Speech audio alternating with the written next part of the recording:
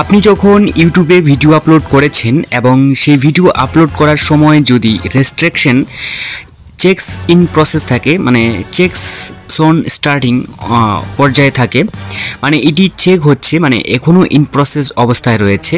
যদি এটি 43 মিনিট হয়ে গেছে, আপনি দেখতে পাচ্ছেন, এরপরও এটা চেকস স্টার্টিং সোন রয়েছে, অর্থাৎ মনের মধ্যে একটা তো সংশয় রয়েছেই যে এই ভিডিওটি নাউন আসবে নাকি কোনো কপিরাইট স্ট্রাইক আসবে। যদি আসে থাকে তাহলে তো বস কাল্লাফতেই, এমনিতে আবার ভিডিওটি পাবলিক করে দিয়েছি। যদি আনলিস্ট থাকতো তাহলে সেটাও আলাদা ব্যাপার, তবে এটা পাবলিক করে নিয়েছি এবং চেকস স্টার্টিং সোন রয়েছে এবং এটি এখনও পর্যন্ত কিন্তু রেস্ট্রিকশন কিন্তু চেকস স্টার্টিং সোন রয়েছে, ঠিক আছে।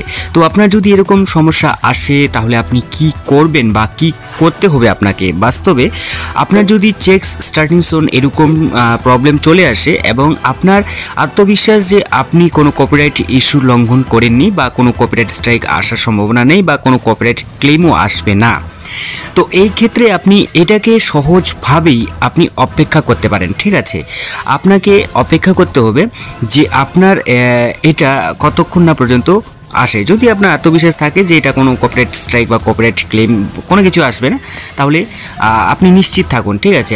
এটা কখনো কখনো নেটওয়ার্ক প্রবলেমের কারণে হয়ে থাকে বা সার্ভার প্রবলেমের কারণে, অথবা এরকমও হয়ে যেতে পারে যে আপনার মোবাইল যে রয়েছে সেই মোবাইলটাকে আপনি রেস্টার্ট করে নিতে পারেন, অথবা আপনার যে ইউটিউব রয়েছে সেটাকে আপনি আপডেট করে নিতে পারেন। আপডেট অথবা করে নিলে আপনি আপডেট অথবা আপনার যে মোবাইল রয়েছে সেটাকে আপনি রেস্টার্ট করে নিতে পারেন। তো এই ক্ষেত্রে আপনার এই সমস্যা কিন্তু সহজভাবে সমাধান হলেও হতে পারে। যদি না হয় তাহলে আপনাকে আরও কিছু সময় আপনাকে অপেক্ষা করতে হবে, ঠিক আছে। তো এইভাবেই আপনার যে চেকস স্টার্টিং সোন রয়েছে এটা কিন্তু আপনার কয়েক ঘন্টা থেকে কয়েক দিন পর্যন্ত কিন্তু নিয়ে নিতে পারে, ঠিক আছে।